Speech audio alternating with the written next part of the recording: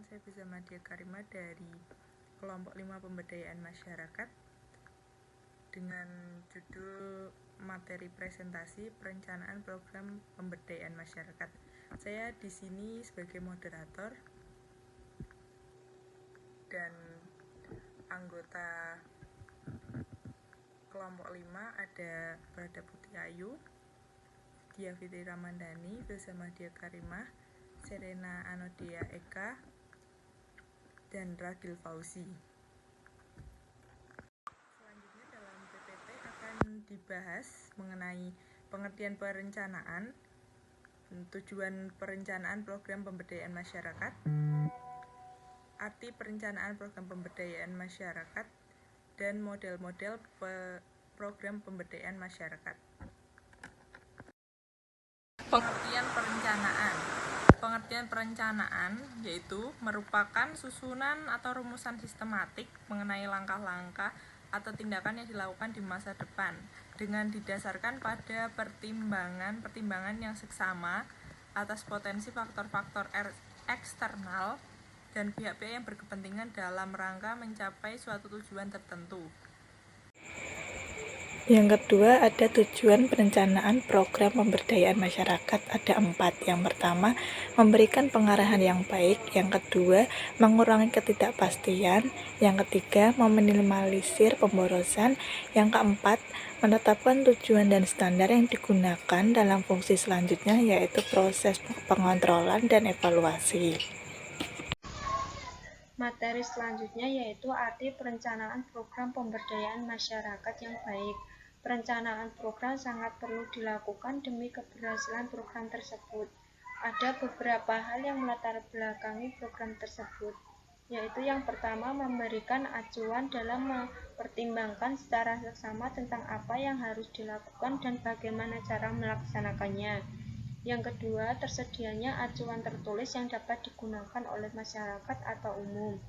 Yang ketiga, sebagai pedoman dalam pengambilan keputusan terhadap saran atau usul yang dapat digunakan dalam menyempurnakan hal baru. Yang keempat, menentukan tujuan-tujuan yang ingin atau harus dicapai yang dapat diukur atau dievaluasi. Yang kelima, memberikan peringatan yang jelas terhadap pilihan. Pilihan yang pertama yaitu kepentingan dari masalah-masalah yang dinilai menuntut diperlukannya revisi program. Yang kedua yaitu pemahaman atau pemantapan dari perubahan-perubahan sementara, yaitu yang memang diperlukannya revisi program tersebut. Arti perencanaan program pemberdayaan masyarakat yang baik selanjutnya yaitu memberikan kelangsungan dalam diri personal selama proses perubahan berlangsung, yang artinya setiap personal yang terlibat dalam pelaksanaan dan evaluasi program selalu merasakan perlunya kontinuitas program sampai tercapainya tujuan yang diharapkan. Yang kedua, membantu mengembangkan kepemimpinan.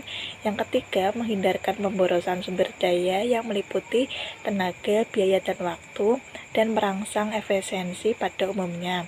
Yang keempat, menjamin kelayakan kegiatan yang dilakukan di dalam masyarakat dan yang dilaksanakan sendiri oleh masyarakat setempat. Terima kasih. Model rasional komprehensif. Model perencanaan ini merupakan model yang paling terkenal dan luas diterima oleh pembuat keputusan.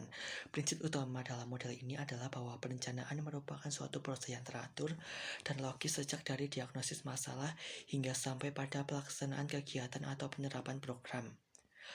Model ini sangat menekankan pada aspek teknis metodologis yang didasarkan atas fakta-fakta teori dan nilai-nilai tertentu yang relevan. Dalam model ini, masalah yang ditemukan harus didiagnosis, ditentukan pemecahannya melalui perencanaan program yang komprehensif.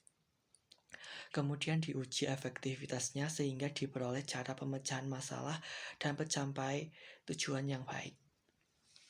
Kemudian yang kedua ada model inkremental.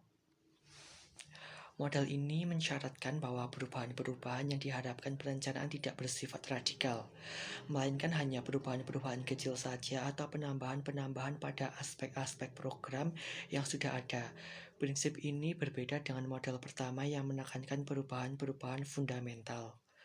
Model ini menyarankan bahwa perencanaan tidak perlu menentukan tujuan-tujuan dan kemudian menetapkan kebijakan-kebijakan untuk mencapainya. Model pengamatan terpadu. Model ini merupakan jalan tengah dari model pertama dan kedua yang memadukan unsur-unsur yang terdapat pada kedua pendekatan sebelumnya, yakni mengenai keputusan fundamental dan inkremental. Keputusan yang fundamental dilakukan dengan menjajaki alternatif-alternatif utama dihubungkan dengan tujuan, tetapi tidak seperti pendekatan rasional. Hal-hal yang detail dan spesifikasi diabaikan dengan pandangan yang menyeluruh dapat diperoleh. Sementara itu, keputusan-keputusan yang bersifat tambahan atau inkremental dibuat di dalam konteks yang ditentukan oleh keputusan-keputusan yang fundamental. Dengan demikian, masing-masing unsur dapat mengurangi kekurangan-kekurangan yang terdapat pada unsur lainnya. Selanjutnya ada model transaksi. Prinsip model ini menekankan bahwa perencanaan melibatkan proses interaksi dan komunikasi antara perencanaan dan para penerima pelayanan. Oleh karena itu, model ini menyarankan bahwa perencanaan harus dapat menutup jurang komunikasi antara perencanaan dan penerima pelayanan yang membutuhkan perencanaan program. Caranya dapat dilakukan dengan mengadakan transaksi yang bersifat pribadi, baik lisan maupun tulisan, secara terus-menerus di antara mereka yang terlibat. Baik, terima kasih. Berdasarkan PowerPoint yang telah dijelaskan oleh anggota kelompok 5, ada pun kesimpulan yang dapat ditarik yaitu perencanaan sebagai suatu cara bagaimana mencapai tujuan sebaik-baiknya atau maksimum output dengan sumber-sumber yang ada supaya lebih efisien dan efektif. Perencanaan juga penentuan tujuan yang akan dicapai atau yang akan dilakukan.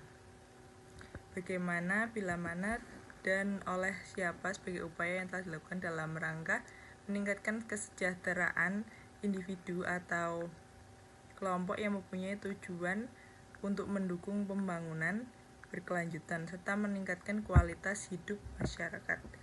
Sekian presentasi dari kelompok 5. Apabila ada salah kata mohon dimaafkan. Wassalamualaikum warahmatullahi wabarakatuh.